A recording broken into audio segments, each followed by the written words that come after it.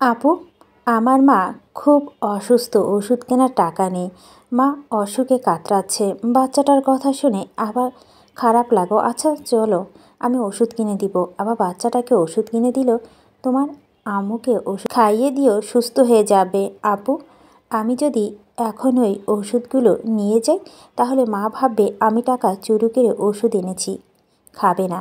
তাই আপনি আমার সাথে যাবেন, তাহলে মা বিশ্বাস করবে আপনি কিনে দিয়েছেন। আবার একটু ভেবে বলো, ঠিক আছে চলো। রাস্তার পাশে গিয়ে গলির রাস্তা দিয়ে বাচ্চাটা পিছনে হাঁটছে। বাবু, আর কত দূর তোমার বাসা? এই তো আপু, সামনে। আর একটু আসেন। আবার একটু অদ্ভুত লাগলো, কেমন নির্জন রাস্তা চলে যাচ্ছে, সাথে ভয় লাগছে কোনো বিপদ আসবে না তো। ভাবনার মাঝে পিছন থেকে কেউ রুমাল চেপে ধরলে ওখানে অজ্ঞান হয়ে ঢলে পড়ে। বস, কাজ হয়ে গেছে, এখন কি করব? আমার গোডাউনে নিয়ে আসো বলে কল কেটে দিল অপরিচিত লোকটা। এবার কি করবে? মিস্টার আয়ান খান, আপনার ভালোবাসা আমার কবজায়। ওর সাথে কি করব ভাবতে পারছেও না। সকাল পেরিয়ে বিকাল হলো, আবার বাসায় আসেনি। আয়ান কাজে ব্যস্ত ছিল। দুপুরে নিশি লিভার পেন উঠল, ওকে হাসপাতাল নেওয়া হয়। সবাই হসপিটালে নিশির জন্য চিন্তা করছে। আয়ানও হসপিটালে আবাকে কল দিচ্ছে বারবার, কিন্তু কল নট রিসেবল বলছে। তখনই হোয়াটসঅ্যাপ অপরিচিতরও একটা নাম্বার থেকে ভিডিও আসলো। সেখানে দেখা যাচ্ছে আবাকে অজ্ঞান করে চেয়ারে বেঁধে রেখেছে। ভিডিও দেখে আয়ান অবস্থা পাগল, প্রায় কী করবে ভেবে পাচ্ছে না। ও নিজের ওপর রাগ হয়েছে। ও কি করে ভুলে গেল সেই অপরিচিত লোকটার চিরকুটটা? ওই নাম্বার থেকে আরও একটা SMS আসলো। মিস্টার আয়ান, আপনার বউকে আপনি অনেক ভালোবাসেন, তাই না? যদি ওর গায়ে কলঙ্ক লাগে কেমন হবে? আয়ান, SMS দিল কে? আপনি? আমি আপনাকে কি ক্ষতি করেছি যে এমন করছেন? অপর পাশ থেকে কোনো রিপ্লাই আসলো না। এই নাম্বারে কল দিল, কিন্তু কল হচ্ছে না। মনে হচ্ছে সিম খুলে ফেলেছে। আয়ান মাথার চুল টেনে ধরে। আবাকে আমার দেখে রাখা উচিত ছিল। কে হতে পারে এটা? তাড়াতাড়ি কিছু করতে হবে, আবার কিছু হলে আমি বাঁচব না। আয়ান হঠাৎ কিছু মনে হতে ফোনের ভিডিওতে আবার চালু করলো। ভিডিওতে আবার পাশে আরেকজনকে দাঁড়ানো দেখা যাচ্ছে, তবে মুখ দেখা যাচ্ছে না, শুধু পা দুটো দেখা যাচ্ছে। আয়ান ভিডিওটা বন্ধ করে কাকে যেন কল লাগালো। হ্যালো, একজনের পিক দিচ্ছি, 30 মিনিটের মধ্যে ওর সব ডিটেলস আমার চাই। নিশি অপারেশন শেষ, ওর ছেলে হয়েছে। সবাই এত আনন্দ। আয়ান বাসা কাউকে আবার মিসিংয়ের ব্যাপারে কিছু বলেনি। আয়ান চায় না সবাই অহেতুক চিন্তা করুক, শুধু আবিরকে জানিয়েছে, আম্মু আমার কিছু কাজ আছে, আসছি। কই যাবি তুই? আর আভা কই? আম্মু, ও তো বাসায় গেছে, আমি ওকে নিতে যাচ্ছি। সবাইকে মিথ্যা বলে বেরিয়ে পড়ল। যদিও আবির ওর সাথে আসতে চেয়েছিল, কিন্তু আয়ান ওকে সাথে নেয়নি। আবিরের এখন নিশির পাশে থাকা দরকার। কখন কি লাগবে না লাগবে। আয়ানের ফোন কল আসলো। হ্যালো, সব ডিটেলস পেয়েছো? ওপাশে কি বলো বোঝা গেল না। ওকে ধন্যবাদ সব ডিটেলস দেওয়ার জন্য। পাখনা গজিয়েছে না আমার প্রাণ পাখিটাকে নিয়ে টানটানি করছিস? দ্বারা আসছি। রহস্যময় হেসে বলল। আবার জ্ঞান ফিরে আসলে নিজেকে একটা অন্ধকার রুমে চেয়ারে বাঁধা অবস্থায় দেখতে পায়। ওর সাথে কি হয়েছিল মনে করতে মনে পড়ল ওই বাচ্চা ছেলেটার সাথে গিয়ে কেউ পিছনে থেকে মুখে রুমাল চেপে জ্ঞান করেছে। আবার ভয় পেল, পুরো শরীর ভয়ে কাঁপছে। এখানে অজ্ঞান করে এনেছে মানে নিশ্চয় কোনো খারাপ মতলব নিয়ে এসেছে। আশেপাশে কেউ নেই। আবার হাত বাঁধন খোলার জন্য চেষ্টা করছে, কিন্তু তার আগে চেয়ারটা উল্টো পড়ে যায়। চেয়ার পড়ার শব্দ শুনে 3 জন লোক আসে। আপনারা কারা? আমায় আটকে রেখেছেন কেন? আমরা কে সেটা না জানলেও চলবে। আর ধরে এনেছি কারণ এটা আমাদের নির্দেশ ছিল।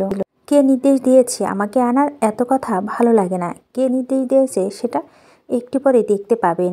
ওনারা আসছে, অপেক্ষা করুন। আবার ভাবছে কে হতে পারে, কারা ওর ক্ষতি চায়। 3টে ছেলের মধ্যে একজন বলে উঠল, ওই তো এসে গেছে। কে ওকে ধরে আনার অর্ডার দিয়েছে সেটা দেখার জন্য তাকিয়ে আছে। কেউ ওর দিকে হেঁটে আসছে, কিন্তু অন্ধকারের জন্য মুখটা দেখা যাচ্ছে না। কাছে যেতে আবার মুখের সামনে ফোনের টর্চ জ্বালাতে অপরিচিত দুটো মুখ দেখতে পেল। আভা তো অবাক, মুখ দিয়ে বেরিয়ে এলো, তো তোমরা আমাকে এখানে আটকে রেখেছো কেন? ফারিন, সেদিকে তোমার শিক্ষা হয়নি। আবার আমাকে আটকে রেখেছো। নিজেদের ভালো চাইলে আমায় যেতে দাও। ফারহাদ, আপনি কেমন ভাই আপনার বোনের কুকাজে সাহায্য করছেন? তোমরা দুজনে ভালো চাইলে আমার হাতের বাঁধন খুলে দাও, নয়তো আয়ান আসলে তোমাদের উচিত শিক্ষা দেবে। ও কাম অন বেবি, এসব ফালতু ডায়লগ তোমার কাছে রাখো। আয়ানকে আমি ভয় পাই না। আয়ান জানতেও পারবে না তুমি কোথায় আছো। ফরহাদ ধীরে ধীরে আবার দিকে এগোচ্ছে। আপনি আমার দিকে এগিয়ে আসছেন কেন? সরে যান প্লিজ। তোমার খুব দেমাক আর জামাইও খুব বাড়াবাড়ি তোমাকে নিয়ে। বিয়ের দিন টাকা দেওয়ার জন্য তো হাতটা একটু ধরেছিলাম বলে আমায় থ্রেট দিয়েছিল। সেই দিন কিছু বলিনি, তারপরে সবার সামনে ফারিনকে অপমান করলো। তুইও ওকে সবার সামনে চড় মারলি। সেই রাগে ফারিন সুইসাইড করতে গিয়েছিল। আমি দেখতে পেয়ে কোনো মতে ওকে আটকাই, আর কথা দিয়েছি তোর দেমাগ শেষ করব, আর তুই শেষ হলে আয়ন এমনিতেই শেষ। ছি, আপনি এত নীচ। আবির ভাইয়েদের আত্মীয় আপনারা, ভাবতেও ঘৃণা হচ্ছে। আবির ভাইয়া, ওনার মা কত ভালো, আর আপনারা তার ভাগ্না ভাগ্নি হয়ে এত নিচে মানসিকতা। ছি, চুপ, তোর এসব নীতিবাক্য শুনতে চাইনি। খুব রূপের দেমাগ। দাঁড়া, দেমাগ এখনই ধূলিশ্বাস করে দিব বলে আভার দিকে এগোচ্ছে। ফারিন অন্য রুমে চলে গেছে। যা ফরহাদ করবে। আবার ভাবছে আজকে ওর শেষ দিন। যদি ওকে মেরে না ফেলে, ইজ্জত নষ্ট করে, তাহলে ওর এমনিতেই বেঁচে থাকা হবে না ভেবে কান্না করছে। ফরহাদ আবার একদম কাছে গেছে। আবার চোখ বন্ধ করে আয়নের মুখটা মনে করলো। আপনার সাথে হয়তো আর দেখা হবে না। আজকে আমার ইজ্জত নষ্ট হলে আমার জীবনও যাবে। ওর পালাবার পথও নেই। হাত বাঁধা নয়তো চেষ্টা করতো। ফরহাদ যেই আবার অন্যার শরীর থেকে সরিয়ে নিতে হাত বাড়িয়েছে, অমনি ওকে কেউ সজোরে লাথি মারল। ফরহাদ ছিটকে পড়ল মাটিতে। তোর সাহস কম না, তুই আমার প্রাণে হাত দিয়েছিস। আয়ান ফরহাদকে এলোপাথারি মারছে, আবার টেনে ওকে থামিয়ে দিল। আয়ান আসার সময় পুলিশের সাথে করে নিয়ে এসেছিল। মিস্টার আয়ান, কুল ডাউন, ওনাকে আমাদের হাতে দিন। যা করার আমরা করব। এই বাচ্চাকে আমি সামনে থেকে নিয়ে যান, নয়তো ওকে মেরে ফেলবো। অনেক মানুষ কথা শুনে ফারিন রুম থেকে দেখে আয়ান ওর সাথে পুলিশ। ও গড, পুলিশ এসেছে। আর আয়ান কিভাবে জানলো আমাকে এখান থেকে পালাতে হবে? চুপি চুপি দৌড়ে ফারিন যে পালাতে যাবে। আবার ফারিনকে দৌড়ে গিয়ে ধরে এনে কয়েকটা থাপ্পড় মারল। তোমাকে আগে বলেছিলাম ছেড়ে দাও, নয়তো ভালো হবে না। দেখলে তো কি হলো।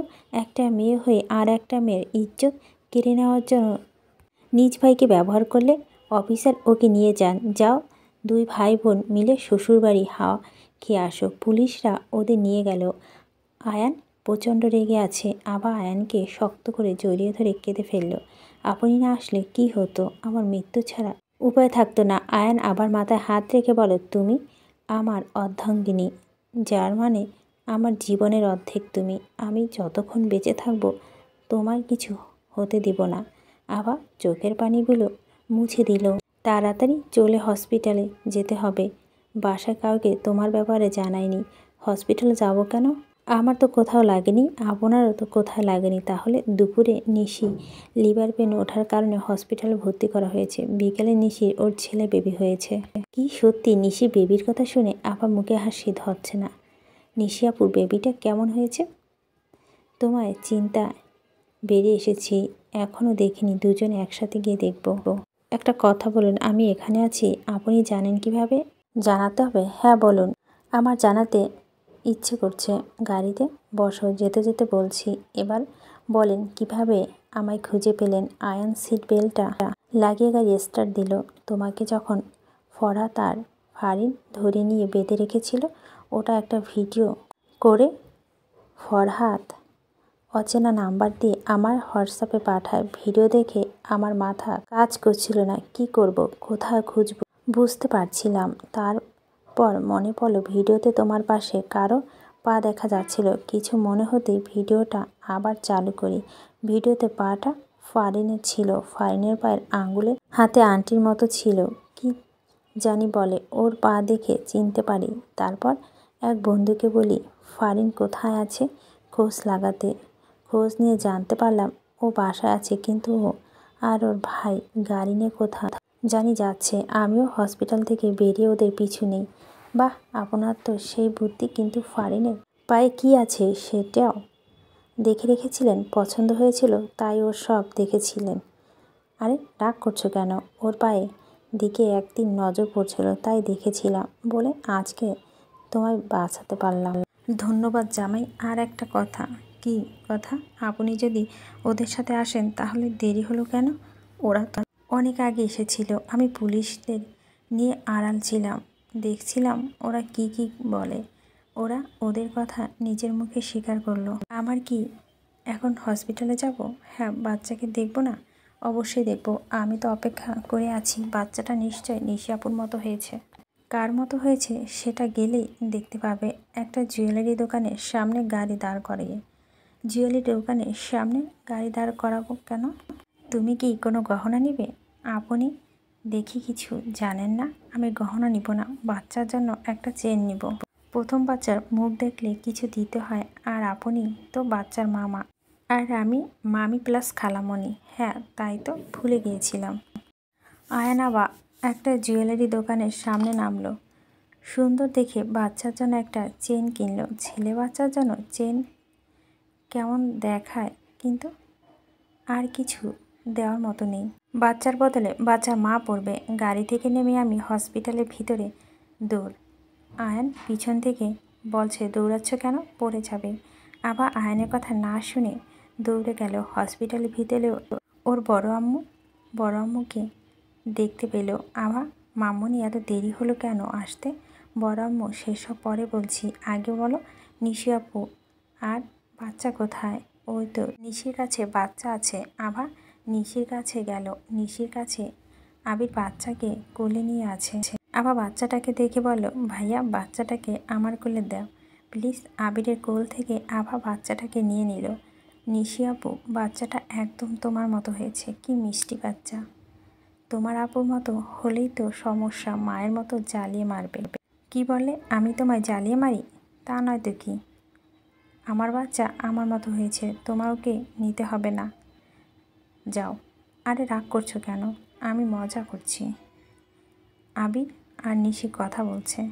আবার বাচ্চাকে নিয়ে নাক ঘষাচ্ছে আর হাসছে। এই দৃশ্য আয়ান বাইরে থেকে দেখছে। পাগলিটা কতটা বাচ্চা পাগল। আপনি দরজায় দাঁড়িয়ে আছেন কেন? আসুন আর চেনটা বাচ্চার গলায় পরিয়ে দিন। আয়ান এসে চেনটা বাচ্চার গলায় পরিয়ে দিল। আবির আয়ানকে কি বলছিলাম, আমার ছেলে হবে, মিলল তো? এবার শুধু তোর মেয়ে হওয়ার পালা। আর এই চেনটা জামাইকে দিলি, এটা ভেবে দে।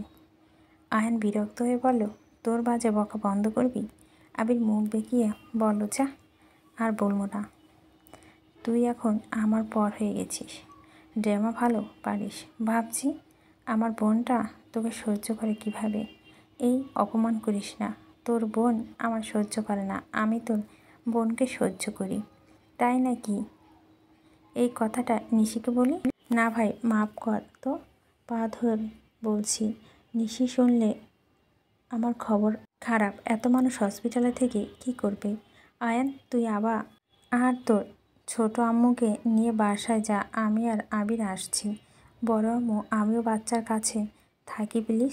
না মামনি, তুমি আয়ানের সাথে বাসায় যাও, তোমার পরীক্ষা পড়তে হবে। কালকে সকালে না হয় আয়ান আবার তোমায় নিয়ে আসবে। আবার মন খারাপ হলো। কি হলো? চলো বাসায় গিয়ে পড়তে হবে। আর তোমার এখানে কোনো কাজ নেই। আরে আমি বাচ্চাকে নিয়ে থাকতাম। কত সুন্দর পিচ্চিটা। বাচ্চা এত ভালো লাগে? তোমার বাচ্চা নেওয়ার ইচ্ছে হচ্ছে নাকি? ইচ্ছে তো আছেই, কিন্তু আপনি তো নেন না। বলি থামলো। কি বলে ফেললে ওনার সামনে উনি? বাবু কি বললেন? কই কিছু না। আয়ান দুষ্ট হেসে বলো, আজকে থেকে বাচ্চা নেওয়ার প্ল্যান করতে হবে দেখছি। আবার কথা ঘোরাতে বলল, বাসায় চলুন, দেরি হচ্ছে। মা অনেক আগে গাড়িতে গিয়ে বসে আছে। আমি আসার আগে বাচ্চাকে দেখে একটা চুমু খেয়ে আসবো। তখনই আবির ভাইয়া ডেকে বলল, আভা তুমি বরং একটা বাচ্চা নাও, তোমার মেয়ে হবে, তখন আমার ছেলের সাথে বিয়ে দিব, ভালো হবে না? আবার কিছু বলছে না, শুধু হাসছে। আবার ফালতু কথা শুরু করে দিয়েছে। আবার একে একটু বোঝাও, আমি কিন্তু ভালো কথা বলছি। বলে আবির ভাইয়া দাঁত কেলিয়ে হাসছে। আবার চলো, দেরি হচ্ছে, আর এই পাগলের কথা কানে দিব। আমরা দুজন বেরিয়ে আসলাম। আবির ভাইয়া পিছন থেকে বলল, আবার আয়ান আমার কথা শুনবে, তুমি শুনেও কিন্তু। আবির ভাইয়ের কথা শুনে হাসছি। আবির ভাইয়া আয়ানকে রাগানোর জন্য বলছে, তুমি ওই পাগলের কথা শুনে হাসছো কেন? কেন হাসছে, মানা নাকি? মানা হবে কেন? কিন্তু তুমি হাসছো, তার মানে ওর কথা তুমিও রাজি নাকি?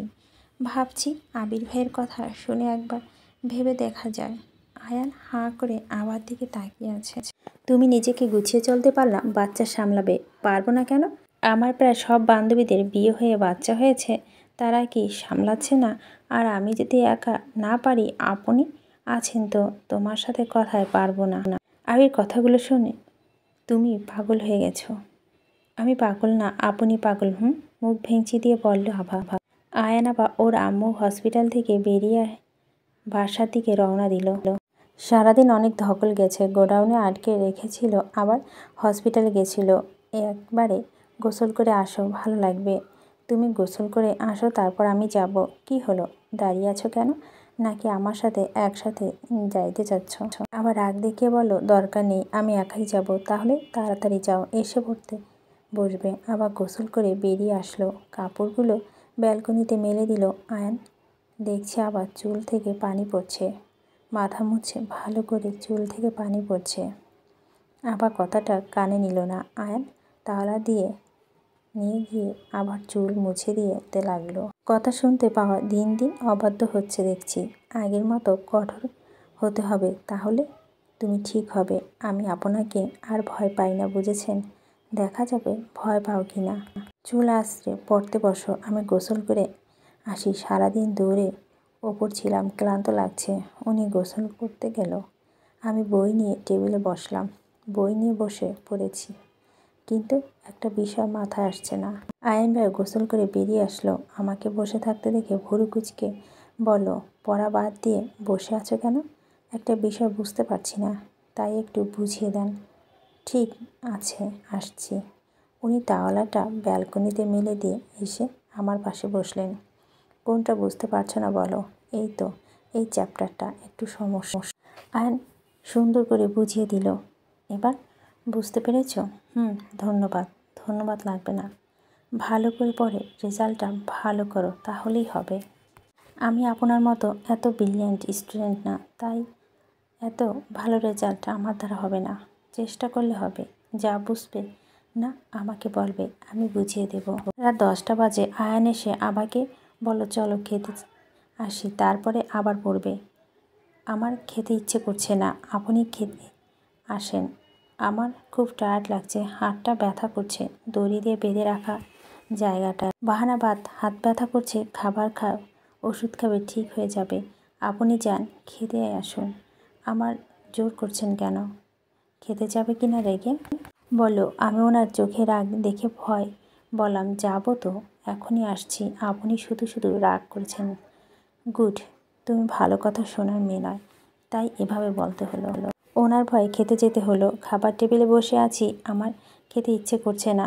আমায় খেতে না আবার ধমক দিয়ে বলল, খাওয়া বাদ দিয়ে চুপ করে আছো কেন? খাও। মনে মনে সেখানে গালি দিয়ে জোর করে কিছুটা খাবার গিললাম। এই ওষুধটা খেয়ে নাও, হাত ব্যথা কমে যাবে। উনি পানি গ্লাস এগিয়ে দিলেন। পানি নিয়ে ওষুধটা খেয়ে নিলাম। এখন পড়তে বসো। আবার পড়তে বসলাম। উনি ল্যাপটপে কাজ করছে। আমার 1 ঘন্টা পরে ঘুম আসছে। সারাদিনে ধকলের জন্য পড়তে পড়তে চোখ বইয়ের ওপর ঘুমিয়ে পড়ছি। আয়ান পড়ার শব্দ না পেয়ে আবার দিকে তাকিয়ে দেখে ও বইয়ের উপর ঘুমিয়ে পড়েছে। আয়ান আবার কাছে গেল, ওকে কোলে তুলে এনে বেডে শুয়ে দিয়ে লাইট অফ করে সে নিজেও আবাকে জড়িয়ে ধরে ঘুমিয়ে গেল। 4 দিন পর নিশিকে হসপিটাল থেকে বাড়িতে এনেছে। 2 দিন হলো। আবির ভাইয়ের মা শাশুড়ি বাড়িতে নিয়ে যেতে চেয়েছিলেন, কিন্তু বড় আম্মু নিয়ে যেতে দেয়নি। বড় আম্মু বলেছে, বাচ্চার 7 দিনের দিন নাম রাখবে নানা বাড়ি। কালকের বাচ্চার 7 দিন হবে, নাম রাখা হবে। আকিকা করে নাম রাখা উপলক্ষে ছোট করে অনুষ্ঠান হবে। বাইরের মানুষ ডাকবে না, কাছের আত্মীয়দের ডাকবে, আর কয়েকটা এতিমখানা বাচ্চাদের খাওয়ার ব্যবস্থা করে দিবে।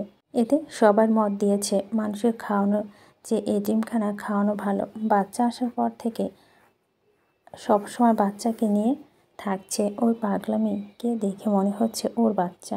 বাচ্চাকে নাচছে গাইছে, সবাই ওর পাগলামি দেখে হাসছে আর বলছে এবার আবার একটা বাচ্চা নেওয়া উচিত। ও নিজে এখনও ছোট্ট, একটা সময় যাক, পরীক্ষা দেখ, তারপর ভাববে।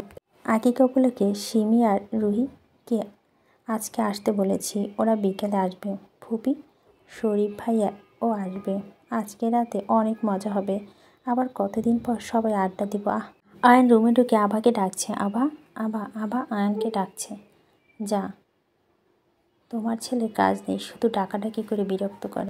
এই কথা আমার ছেলের সামনে বলে দিব একটা। তোমার ছেলেকে ভয় পাই। রুমে এসে বলছে, হয়েছে কি, ডাকছেন কেন? কেন ডাকা যাবে নাকি?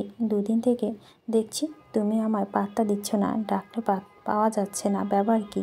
কোনো ব্যাপার না, আমি ব্যস্ত ছিলাম বাচ্চাকে নিয়ে। বাচ্চাকে দেখার জন্য অনেকে আছে। তোমার যে আর কয়দিন পরীক্ষা মনে আছে? 2 দিন থেকে তো বইটা হাতেও নেওনি। আসো, পড়তে বসো। কি এই দিন দুপুরে পড়তে বসবো? হ্যাঁ বসবে, কারণ বিকেলে তোমার বান্ধবীরা আসবে। ওরা তো আর পড়বে না, বাতরামো করে বেড়াবে সব কটা মিলে।